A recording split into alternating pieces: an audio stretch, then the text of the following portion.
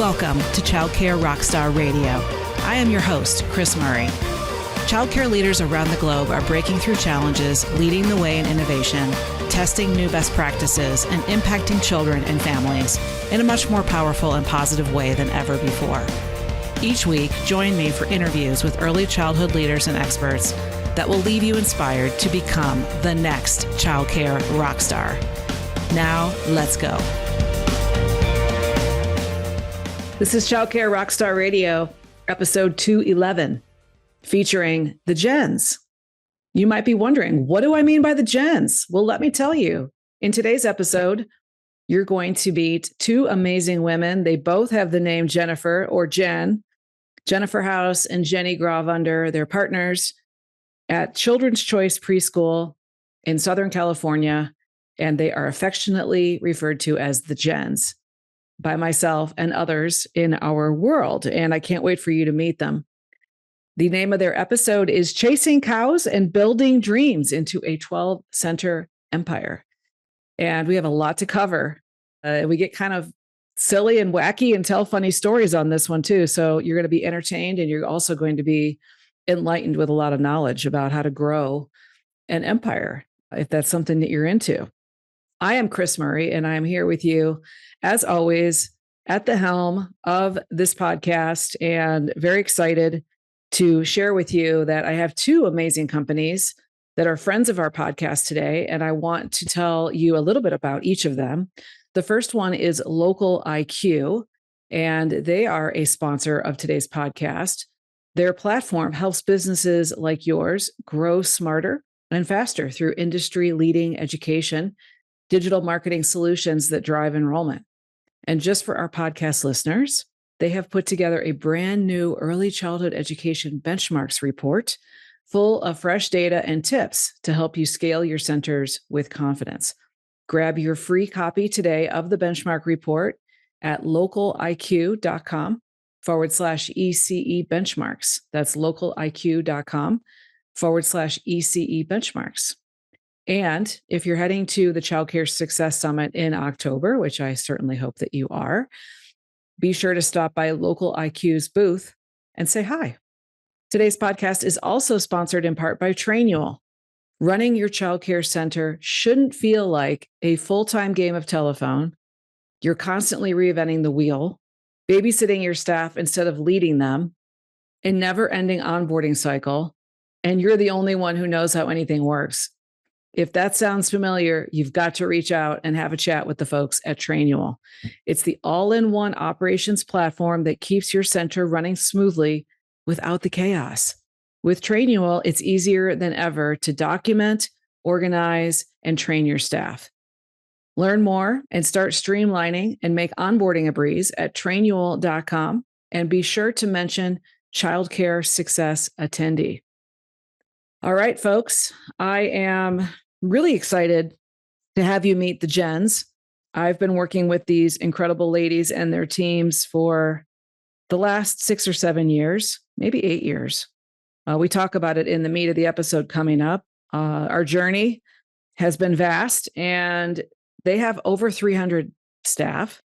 They have a total of enrollment of almost 1,300 kids, guys. They're at 91% full across 12 locations, and these locations are a mix of nonprofit and for-profit. And in fact, part of that journey and that vision of having a blend of nonprofit and for-profit came to Jennifer House, the founder, when she was with me at a mastermind meeting. And I was taking her through her vivid vision, or painting her 3-year vision. And she had a vision of bringing in animals and having a more of a farm-like experience for the children, as well as this combination for-profit and nonprofit dream. And so they have just been going after it and doing all the things to beautifully market their programs, get to very close to full enrollment. They feature low ratios in their classrooms. They focus on parent engagement and family engagement. And they do amazingly fun community events. And they also do really cool stuff for their teams with inspirational, motivational leadership events and events for their entire staff. So very, very cool things going on over at Children's Choice Preschool, and I can't wait for you to hear all about that. We are quickly counting down. We are only 18 days away from the kickoff of the 2025 Childcare Success Summit in Atlanta. At the time that I am recording this podcast, I am working on my sessions. I am very excited to see you all there, and I will give you a sneak peek to something that I'm just over the moon about, which is I finally got my book done, y'all. And I will be doing book signings and featuring content from my book, which is my story of founding a companies to walk into this incredible 8-figure empire that I have built, and how I started out tiny, and how I baby stepped into it along the way. And that story is shared inside of the forthcoming book, The Antidote to Fear, my new book. So that will be released and launched in Atlanta. And I hope that you're there so I can sign a copy for you and spend time with you. We are full, or getting very full, to a full ballroom at the summit. And if you still don't have your tickets and you're still on the fence and you're listening to this podcast real time, which would be on September 25th, you have just a handful of days to see if you can get a ticket at childcaresuccesssummit.com, and then get yourself to Atlanta. And I can't wait to see you there. So it's never too late to see if you can reach out, score a ticket, and get there. It's going to be an incredible show featuring Ron Clark and Gigi Schweikert as industry experts, leaders, and incredible speakers. Two of the best, two of the funniest and most inspiring speakers that are incredibly knowledgeable about the fields of education and early education with decades of experience. So there's no place better to be on the planet, October 8th, 9th, 10th, 11th, than Atlanta at the Childcare Success Summit. Let's dive in. I want you to meet the Jens and have some fun with us here on Childcare Rockstar Radio. Let's go.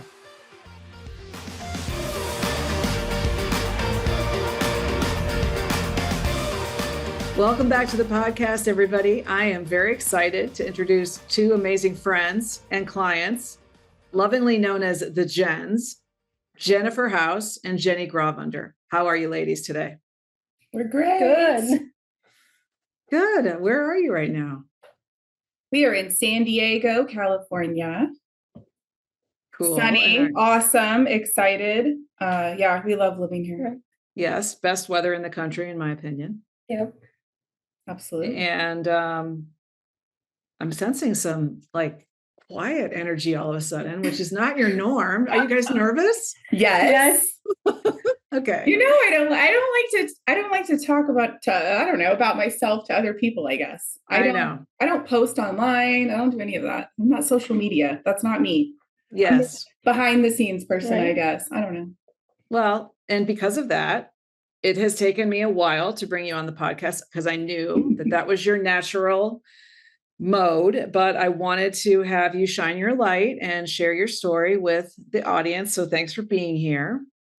Tell us a little bit about your journey and the start of Children's Choice Preschool. I guess Jen House, if you want to go and just talk a little bit about your vision for starting the school and how you guys have worked together over the last few years. Yeah. So I started in 1998 at Children's Choice with 25 kids. And it was a nonprofit, and I didn't know any different. And I just kept going and growing. And so I started with 25 kids. I left there with 76 kids and went to another location and just kind of grew from there. I love the passion. It's been 29 years now for me, and 11, almost 12 schools later, and we're still going. And so you have 12 total locations? 11, and I'm in escrow right now for 12. Yeah. Okay. Wow. Did you ever think that you would scale to such a size? No. It's funny. I found a paper from my instructor because the first school that I took over, my college teacher that I took administration from, it was her office. And I found my paper in her desk, and it was a reflection, and it was, where do you want to be in 5 years? And I said, well, I would love to own 3 schools. And I found the paper in my storage years later, and it was exactly, I had 3 schools. And it was just wow. Like, that's something when you're writing, like, oh, I want to own 3 schools someday. And like, you just write it and you never think it's going to happen. It wasn't like, how you teach us to write your dreams and make it happen. Mm-hmm. That was back when I was 19 years old. I didn't think I would really own 3 schools. It was just a dream I had. Sure. Now I have too many. 3 was a great number. But yet you're in escrow for the 12th. So I know. And I got 5 more calls last week, and I'm just like, stop. Wow. I'm comfortable. I need to stop. Wow. That's an amazing success story. And then Jenni G, how did you come on the scene? When did you join? I joined Children's Choice at the bottom in 2008. And I worked my way all the way up to the top. Wow. I worked every position. I told her when I interviewed with her the first day, I said, I'm going to run one of your schools one day. And here I am. Okay, but to be fair, I have to share your story. Oh my God. Her and 4 entourage come in for an interview. She had these 4 men with dark hair behind her. And I'm like, what is she, some high security princess? Well, we all know Jenni. Yes, she's a princess. I'm not sure what country, but she's a princess from somewhere. So she had her entourage. Well, she came from Wisconsin, and they were nervous because San Diego, we don't know anybody, and who knows who they are. So they came to protect her. And now I'm thinking, if somebody came in with 4 people, I'd turn them around right out the door. Like, you're weird. And she is weird, but we're both weird in a good way. So that's why we get along. Yeah. Yep. I love that. That's a great story. You found me in the yellow pages. Yeah. Back when there was yellow pages, I just started calling. My sister-in-law made me mad. And I just started calling every childcare. I made it to the C's. Nice. Good thing I didn't start with an S or something. I would have never found her. Right. Absolutely. Yeah. So you were just calling because you wanted a job in early learning, and what role did you remember what you took? Were you a floater or what were you? I had already worked in early childhood in Wisconsin, and I just moved out here in May, and I would have taken anything. That's the kind of person I am. Like, I'll work for anything. And she's like, well, I can start you out as an aide for $9 an hour. I'm like, okay, I'll take it. But only you, not the other 4. Right. Not the dudes. Yeah. These guys gotta go. Awesome. Yeah. Well, I love that. Those stories are fantastic. So how many total children and teachers do you serve, or do you have under your umbrella now? So we have enrolled 1,292 is our capacity. We're 91% enrolled, which is, we have lots of pre-K moving on and 2 new schools. So that's pretty good. Right. That's really good. About 300 plus staff members now. I started with 4. Wow. Yeah. And I was just thinking, like, we're struggling right now. Look, this is real, right? It seems like, 12 preschools, great. No, I don't have payroll for next week. That's where we're at today. And I'm in escrow. And I remember when I had 4 teachers with the 25 kids, I couldn't come up with $700 for my payroll. I'm thinking, God, I wish I can sell something for $700 right now, but I need $500,000 for payroll next week. I don't know where that's going to come from. Wow. So there's, it's fun on both sides. That's a big payroll cycle. Right. Yeah. Yeah. All right. Well, we're going to dig into that a little bit. I want to know about your pet mascots, more importantly. Tell me about all the animals that you have under your schools. Under the roofs or in the fields. Both. So in all of our classrooms, we have animals. So even on the playgrounds, we have giant tortoises, and we have guinea pigs and lizards, and we the teachers get to pick. Yeah, bearded dragons, whatever their vibe is. If a vibe is not a lizard, then that's fine. You can have a guinea pig, whatever. Chickens. Yep. At every school. Yep. We have chickies. We let them hatch, so they get to see them hatch. So that's really fun. And then when they're roosters, we regift them to the world. Okay, that's cool. Do you let the kids determine who their pet mascot's going to be? Well, they have multiple at each school. Okay. So there's lots of animals at each location. Okay. And then we have somebody, we hire somebody now to take care of the animals, because it's a lot for teachers. I mean, it's a lot for teachers to come to work on time and do other things. So we want to take away the animal. So we've started hiring somebody to come and do the animals like 3 days a week, just to clean out the cages really good and do the extra. And whose vision was that? Whose idea was that to have such an animal, rich animal situation in the classrooms? That's me. Yeah. You're an animal. How do you remember the mastermind we were at? Yeah. We were in her office. Oh, it was when we went to the Empire in Carbondale. Carbondale. She's like, I'm going to get my animals back. And I said, let's make it happen. And Jenni just went on a Gilligan's Island 3-hour tour to Kentucky with my mom to get some animals for me. And it was an event. We had a runaway cow. Yeah. Kris, I ran that day probably 3 miles. Wow. The whole town was looking for my missing baby cow. It ran out of the van. We may have gotten escorted by flashing lights to the state line. Or the state troopers. Right. You got a tick? Yes, 2 with ticks. 2 ticks. Okay. Whoa. But we found the baby cow. It's home good. safe. It's scared of everybody and everything. Rachel Davis was super nice and housed my mom and my best friend for me and my animals in her barn. Wow. For a week. Yeah, was that Albuquerque? Yeah. Okay. Edgewood. Yeah. Okay, well, these are true mastermind friends. Yeah, so now I have a mini horse and it's new baby. It's 2.5-month-old baby horse. Oh my gosh, they're so soft. So when you were with us in Carbondale at the Empire Mastermind, I think what probably inspired you to get your animals back is the vivid vision exercise. And I took you through that. And then you had this whole epiphany of, oh my gosh, that's part of my important vision. Absolutely. And we're going to go back and do that. So here we are. Yeah. Very cool. And just a few years later, we have 2 donkeys, 7 or 9 goats now? 10 goats. Somebody brought me back a surprise goat. I had 9. I said, no more goats. Here's a new baby goat. I mean, you can't turn down a baby goat. So cute. It was on baby bubbles. So 10 goats, 2 donkeys, a cow, horses, couple horses. Yeah. Wow. So what else in the community are you known for besides the pet menagerie? Definitely lower ratios. Okay. Our events, like parent engagement, community events. You know, her parties, they're always top notch, kind of like yours. Like, yes, they're over the top. Parties are fun. Yeah. So lots of community events, I started, now I'm skipping ahead, but marketing, it was always my thing. Right. So I'm still doing it. I always did all the events that I could find in the neighborhood, and I'm still doing it because you can't stop ever. You have to be 100%, 100, do all the things. You can't just do one thing. So we're still doing all the things. Yeah. But that's parent engagement and community events. Yeah. That's why you're at 91% full.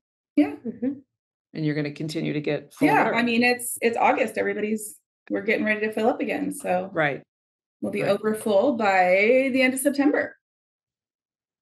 But you don't love being the face in the social media, but do you have your team support you in those efforts, or how do you? I have your team support me in those efforts. We have Grow Your Center. Yeah, absolutely. Excellent. Yeah. So we have a Rockstar page for our teachers. Okay.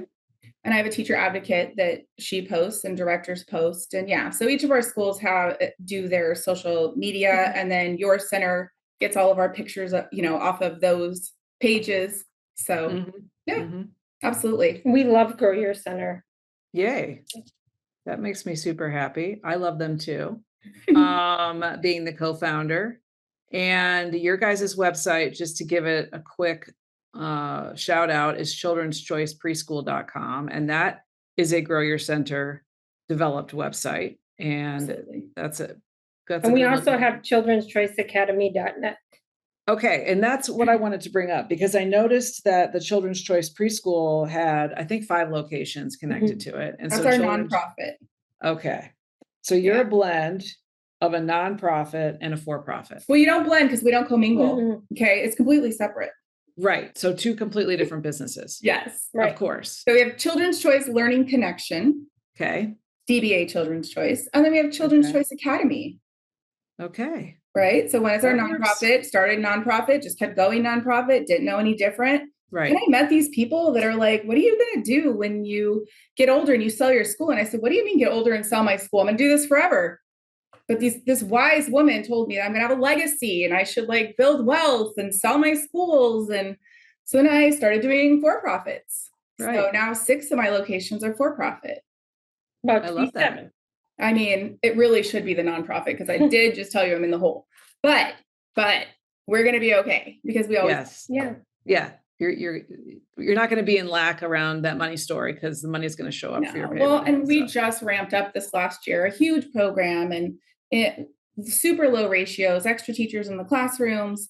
And it's expensive to have teachers and paying top dollar to get teachers, Yes. A lot of people are paying minimum wage and we're paying, almost double that because it's important, but it's costing. And the benefits, we offer insurance, they get a paid cruise after 2 years. Where I learned that from. They get Christmas week paid off, like all these benefits they're getting, that all adds up, These people tell us all this stuff and it's real expensive. We should send them the bill. I know. I'll give you my address. Send me the bill. So you learned a lot of these strategies from being in the academy. I'm assuming that's what you're referring to. Yeah, absolutely. You guys have been academy members since 2019. She's my numbers gal. I was going to say 6 years. Nice. We love having you in there. You're always a hoot. One of the things that you're known for in the academy is winning the costume contests. Yeah. I'm the dancing queen also, in case you didn't know. In the bathroom, that's true. Yeah. But I'll tell you, so I had back surgery. They took out 2 of my bones a year ago, but I can still dance. I just pay for it the next day. It's fine. Mm-hmm. Yeah. You just keep going. Yeah. Tell us about your team culture. You guys are obviously having a great time and you have 300 plus staff. You've grown by leaps and bounds. You've expanded over and over again and scaled your team. How do you keep it fresh? How do you keep people from burning out? Or I guess a natural part of the job could be burnout, but what do you do when that happens? Just give us some tips about how you keep your culture going. I mean, it's learning growth. And as we learned yesterday in one of our trainings, we did an all-day director's training is grace. That's what we're working on now, is giving grace. But you say give grace, but we also have to hold accountability. So it is a revolving door a lot of times. I have staff that have been with me over 20 years and, but we're always hiring and we're also always trying to up level. So I don't have the magic answer for that, and as soon as somebody gives it, we'll all be better off. But we just keep going, right? Supporting lots of trainings, more trainings, not being stuck in, I guess, doing things because you've always done it that way. Evolving. Yeah. With the changes, right? Yeah. And that's why we're still here and that's why we're still growing, because I don't set myself in, well, I've always done it this way. You have to adapt and learn and change and grow. And then when it doesn't work, then you just do it all over. Cool. How do you guys separate your responsibilities and duties? What are the hats that you're wearing, and do you separate it by schools, by region, or what are your roles? Like the visionary, right? Okay. She comes up and I more the implementer. I more come in and help her. Yep. Right. Absolutely. Note it down. I'm the numbers. She's my memory. Yeah, let's do it. This is where we're at. And she's like, I could have just used a guesstimate. I'm like, no, that's not true. Okay, well, how much, what is the budget or whatever we're talking about? And she wants to tell me and 3 cents. I don't freaking care about 3 cents. Just when we're talking about $120,000, right? But she goes, no, it wasn't $120,000. It was 119 and 87 dollars and 13 cents. So whatever. she's the exact and I'm just give me the roundabout. So we definitely complement each other, but we also have an amazing team. It was me for a lot of years doing receipts and billing and marketing and advertising and driving the bus and cooking, janitoring. Yeah. And now I have a great team. And on top of that, I have a great corporate staff. I have a great corporate office that I'm blessed to have. But again, if numbers don't work, that goes away and we go back to what we have to do. Mm-hmm. I was just talking to my loan officer and that's the question I always get, what are you going to do if your funds get cut? What are you going to do with this? I'm like, you mean like we did during COVID and we opened more schools? You mean like we did in, the Depression or what? The Depression? Felt like a depression. Tell me you didn't say that. But you cut back, you start over and you keep going. Like we evolve, right? So go down to your roots, right? My roots. Yeah, your roots. I tried to have gray roots. I didn't like it. Yeah, I don't want to go that far back. Well, what you just talked about speaks to a very strong positive mindset, a growth mindset. So tell us how your mindset has changed over the last 6 years or even longer. I mean, what have been because especially during COVID and you grew during that phase, everybody grew during that phase because we had to be, we had to pivot, the ultimate pivot. So just talk a little bit about each of you, your mindset shifts that you've maybe talk about a situation that you encountered where you had to grow or something that makes you think about, oh, yeah, this was a really big struggle for me and this is how I overcame it. Mine is easy. COVID was hard for Jen. She went through a very personal. Well, you can tell them. I'm loss open at that time. Her uncle passed away unexpectedly, unfortunately, right away. And I remember getting the phone call. She's like, I can't. You got it. I just can't. And that was a big turning point for me because I always hid behind her, like, and I didn't have her to hide behind. I really was scared and apprehensive, She's like, you got to stay out of the schools, which was very hard. At that time, I loved to go to the schools every day and I couldn't. She's like, you got to stay out of the schools because you could carry things around and we could have to shut down a lot. And then she's like, basically she was peace out for a little bit and it was scary, but it was definitely her faith in me, knowing that was a pivotal time that I could have sunk her ship, You would never sink my ship. But you get what I'm saying. You're my buoy. Oh. But it was that turned it for me. Like I can get through anything. Like, yeah. Thank you for sharing that. Jen House, how about you? I don't even know if there's one thing. Yeah. But just like, how has your mindset shifted over the years? How do you feel different?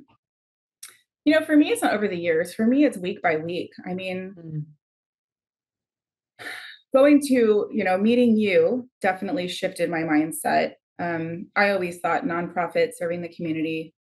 So I guess that would be a big mind, right? A mind shift is serve your community, nonprofit. I was told, oh, you can't drive that car because you have a nonprofit and somebody will think like you're spending so much money and they'll have these opinions. And I'm thinking, after working 17-hour days, 7 days a week for 29 years, I'm going to drive the damn car, And so that came from you as well. Learning that it's okay to get rewarded for what you've done. I guess I've always brought up very humbled and, my parents, we always had 3 jobs. My dad's in the Marine Corps. My mom had a job and then my dad did side jobs and we did the Drug Dare t-shirts and we printed them in our garage and I would get 25 cents a shirt. I mean, we were always hustling, right? It was like, we're the hustle family. We always worked and, you just put your head down and work and you don't talk about success. That's not, I don't know. Life is life. But I guess learning that it's okay to reward yourself sometimes and not worry about what other people think. But of course, we all still worry about what people think. So I don't know, just do you and keep going. Yeah. Okay.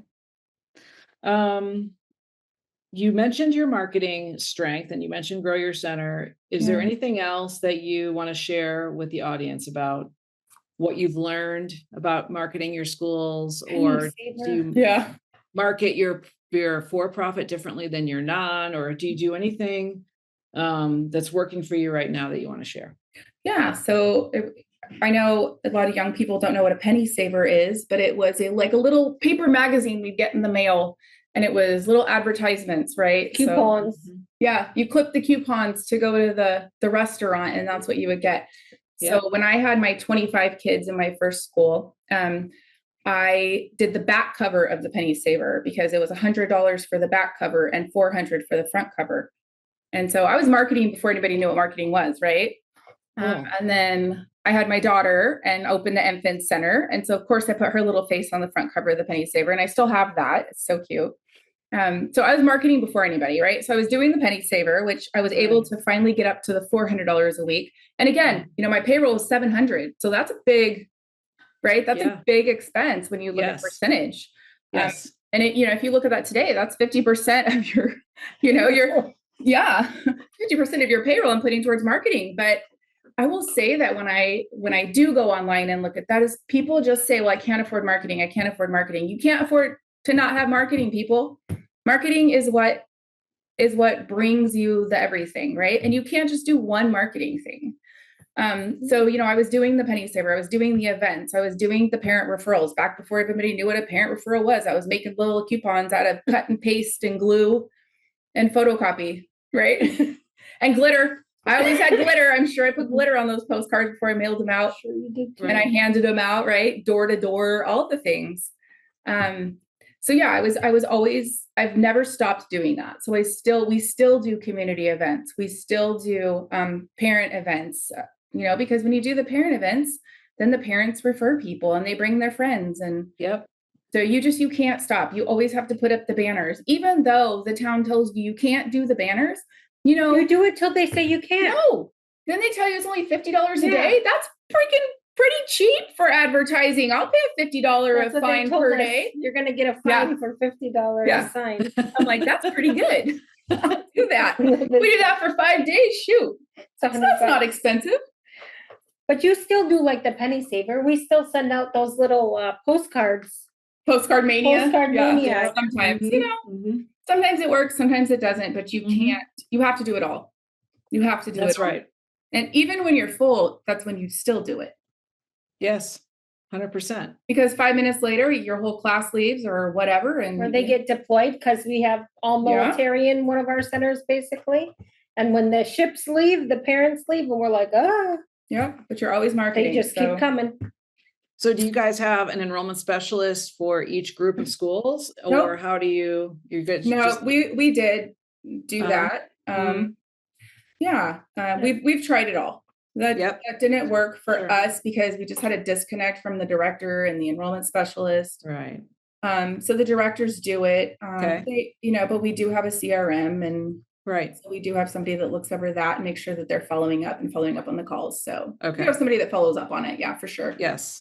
But that's a lot of leads. It's more personal with the directors. That's what we found. And again, it doesn't always work for everybody, but yes. Everybody has their own unique thing, and the flavor, the culture of your schools is, definitely community oriented, that nonprofit feeling pervades across all of them. And we're in the same demographics in all of our schools. Right. So what are each of lesson learned? What's something that if you could go back in a magic time machine and change something, or just a lesson that was a big aha for you that you actually value the lesson. It might've been something hard, but you see it as being supportive in your journey. Want me to go? Yeah, because I'm still thinking. I wouldn't change anything. Nice. I definitely, I don't even say I screwed up. I wrote down, I screw up in present tense because I do, right? It's just is what it is. And we're human. And everything that we do, we learn from, we grow from, and who I am today is because of the things that I went through. Where I'm at today is because of the things I went through. I could have never dreamt of, like I said, my biggest vision was owning 3 schools. That would just be the creme of the creme. And oh my gosh, if I could just own 3 schools, it would just be amazing. And now I'm at 12 and I'm like, what am I doing? If I could just own 3 schools, maybe that was it. Maybe I should have. It was great. I do, but it is great. It is great. And everything that I've done, and I wouldn't change it. It's amazing. I'm so blessed to have I wouldn't have the team that I have today if I didn't have 11 schools. I didn't have that at 3 schools. I didn't have that at 4 schools. I couldn't do that until later. And we just did it 2 years ago. Yeah, it's great to have that. It just brings a different perspective, a different level, a different, it's just up-leveling everything is having the support and help and team that I have. Mm-hmm. Yeah. So I wouldn't change it. Cool. I love that answer. Jenni? I think a lot the same, right? Like when I got divorced, it would have been easy to go back to Wisconsin. I had all my family there, right? It would have been easy to just go. That would not have been easy. There's snow there too. But I stayed and I toughed it out. It was hard at the beginning, but look where I am today. Even my family's like, yeah, there's no way you could have come back. You did things that we only imagine here that you're doing out there. So that's my lesson. Your mommy would be proud. She still is, yeah. What's next for you, ladies? It sounds like the 12th location. A vacation is. No, what are you talking about? We have a new school coming. No. Next is we're going to rent a motorhome because our new location is an hour away, and I don't like to drive, and I like to work all day, and then I can't move because my back hurts, so I'm going to need a rest. Right. We stay in the trailer for about a month to get the new school going. With last 2 schools that we opened, we had apartment. Yeah, it was nice. Wow. Yeah, we just stayed at the apartment. We were like college. Yeah, we never got to go to college and do that whole thing. So we thought we were like colleging it. We were eating like pizza pockets and crap. Well, you weren't. No, you like I was. Our apartment looked like college. Yeah. We didn't have time. Yeah. So you're going to rent an RV and then go get the next center up and going in the RV. We might buy one under the Children's Choice umbrella. We might need it again. Oh, yeah. Tax write-off. Yes. Okay. I like that idea. We'll mark it on the side, of course. We'll just make Children's Choice on the side. Yeah. And I know you guys have shared a lot of really fun things about yourselves and stories, but I'm going to finish with a fun fact. So I need each of you guys to share with me something that not that many people know about you. I chased a cow through Kentucky at 200 pounds. I myself am 200 pounds and chased the cow. I got into a car with a stranger. That you guys do not know Jenni. Jenni has stranger danger. And germaphobe. Yes. Okay, you're a germaphobe. And I was in the back, Kris. It was like I was in your town. Like there was woods and you had to crawl through the woods and stuff. And I was. Is this when you got the tick? Huh? Is this when you got the tick? Yes. Yeah, because I was crawling in all these bushes and stuff, chasing a cow. That one come to her name. So I'm going to say that is my one thing not many people know, because when they see me, they're like, there is no way this clearly you're the princess. Remember, we stated that already. So. They're like, there's no way this lady, but I did. And I didn't have a phone or nothing. So I'm like screaming to people. No phone? My Nana's at the gas station. How did you get to the gas station without a phone? I walked. Through the woods, uphill both ways, barefoot in the snow with the ticks. I have a follow-on question. What were you wearing on your feet when this was happening? I didn't even tell her. Oh, you Tory Burch. Tory Burch sandals. Flip-flops. Tory Burch flip-flops. Right. And running. Wonder why you got a tick. Running in her Tory Burches. I love it. This is fantastic. And Michael Kors gear, I'm sure. I did have a Michael Kors shirt. Well, I had to take it off because you didn't tell. It was so not hot. That kind of preschool. No, I have a tank top on.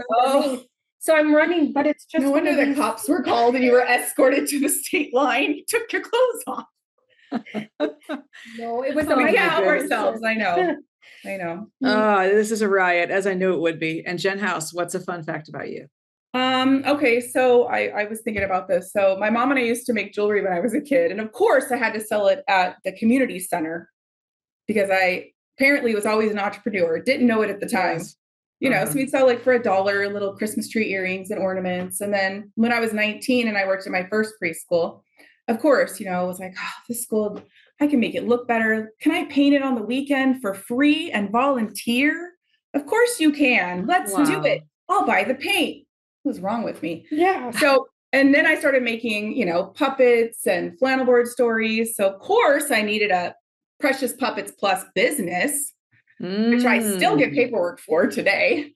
So I would, of course. And so then I had to sell my puppets and flannel board stories. And that was when I was a teacher, and I didn't know about owning a school back then. Right. So yeah, I just apparently was always an entrepreneur. There you go. Didn't even know it. But yeah, Precious Puppets Plus. She's going to look it up now. Talk to you in the website. Precious. And I made it legal. I registered and I paid my taxes because my dad was in the Marine Corps. Taught me that's what you do. My mom was an accountant. Woo. Probably paid $1.50. That sounds like a somewhat structured upbringing. A Marine and an accountant. Yeah. That's why my kids have no structure. I went the opposite. Right. But I'll tell those parents how to structure their kids. Right? Your child needs. I'll tell you what your child needs. I think your relationship with your kids seems pretty darn good. Your son comes to academy meetings, and I love your son. And it's just wonderful to see you guys flourishing in the multi-generational thing that you're doing. So I love it. Yeah. And my mom, she's been there since day one. Your mom painting those schools with me on the ladders and 3 generations. She's still helping. Well, no, she drove the van.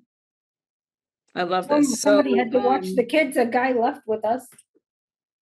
What I want to say is normally I would ask, what is your definition of childcare rock star? But obviously from this conversation and all of your stories that you just shared, both of you are the epitome of childcare rock stars, and your passion and the hard work and the dedication that you and the impact that you've made. And I want to thank you on behalf of all the California families and others that you've impacted. Thank you guys for being childcare rock stars. Thank you. You're welcome. And thanks for being here on the podcast today. Thank you, Kris. Thank you. Thoroughly enjoyed it. And I know the audience has. Again, this has been quite the hoot with the Jens, Jennifer House and Jenni Grawvunder from Children's Choice Preschool in Southern California. Ladies, thank you so much. And thanks to the audience. Is there anything else final that you would like to say, or should we just call it a wrap? No, we're good. We're good. Thank you. Call it a wrap. All right. Thanks everybody so much for tuning in, and we'll see you all next time. Take care and God bless. Bye-bye. I hope you liked this episode of Childcare Rockstar Radio. If you did, please leave a review and share it with someone you know to help spread the word to friends in our industry and on social media. Childcare business success is my passion, and I'm honored to be on this journey with you. As a thank you for listening, I've got a new video training that shows you how to add 6 figures or more of new revenue to your program in the next 60 days by improving your hiring and your enrollment systems. To watch my new video, just go to www.fixmyschool.com. That's fixmyschool.com. Thanks. Take care and God bless.